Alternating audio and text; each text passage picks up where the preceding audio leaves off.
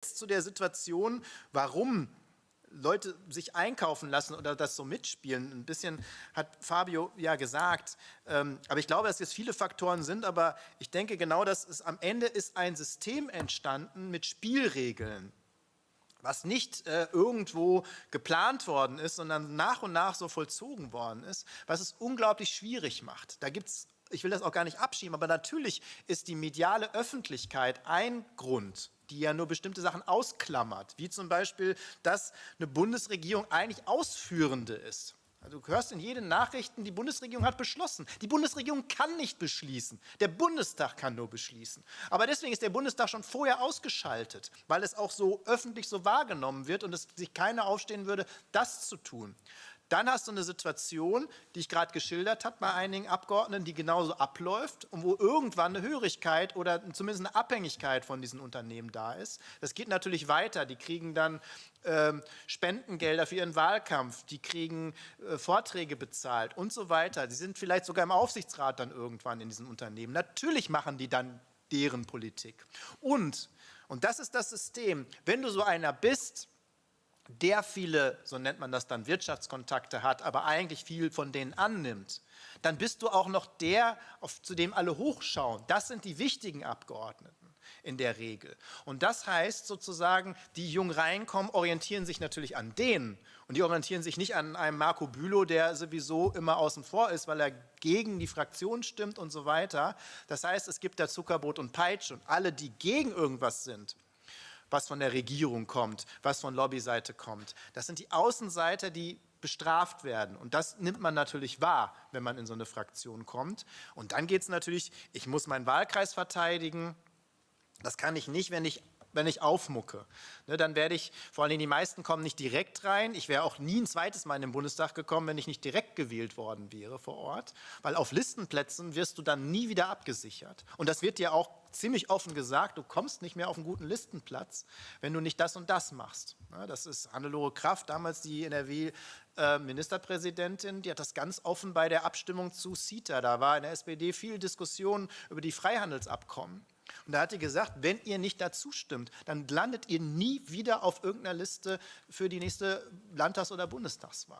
Und so haben sie die Abstimmung da geholt. Und also wenn es hart mal auf hart kommt, meistens kommt es aber nicht hart auf hart, weil die meisten ordnen sich diesem System relativ schnell unter. Und Fabio hat das richtig gesagt, guckt euch diesen Bundestag an. Man hat immer die Hoffnung, wenn die Jüngeren reinkommen, dann wird es anders. Es waren noch nie so viele Jüngere drin wie jetzt in diesem Bundestag. Junge Grüne und Jusos haben mehr Abgeordnete als die ganze FDP. Die könnten den Laden auseinandernehmen. Die waren revolutionär, bevor sie reingekommen sind. Gerade die jungen Grünen, ne, die in Lützerath auch noch mitdiskutiert haben, diskutieren in Lützerath und demonstrieren in Lützerath, beschließen aber dann den Kohleausstieg mit den ganzen Vergünstigungen der RWE im Bundestag mit, ohne Gegenstimme. Eine hat sich dann der Abstimmung entzogen. Und das zeigt das ganze System. Ne, weil sozusagen sie wissen, oh, ich möchte wieder reinkommen in den Bundestag, ich habe nichts zu sagen mehr, wenn ich mich jetzt dagegen stelle, also ordne ich mich unter und wenn ich mich unterordne, dann habe ich aber nur Vorteile.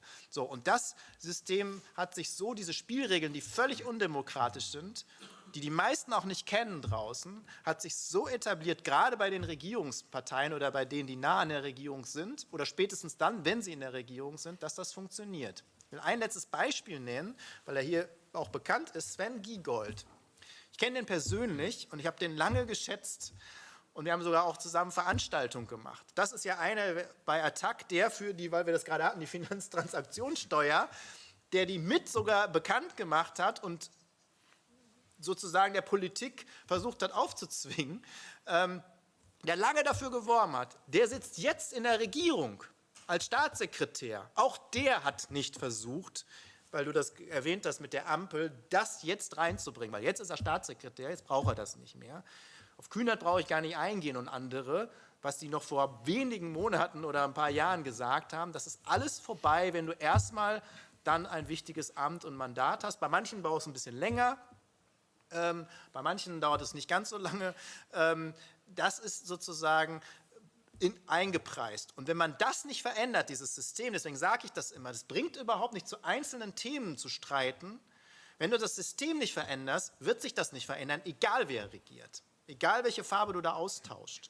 Ne, dann magst du zwar einen anderen Eindruck haben, dass die Grünen vielleicht doch noch ein bisschen idealistischer sind. Spätestens dann, wenn sie in der Regierung sind, und das war übrigens auch unter Rot-Grün damals schon so, deswegen ist es für mich keine Überraschung mehr. Die haben die ganze Scheiße, Entschuldigung, die die SPD da gemacht hat, mitgemacht damals. Nur die SPD wurde dann immer dafür verhaftet. Dass die in der Ampel nicht anders sind als SPD und FDP, wundert mich überhaupt nicht mehr.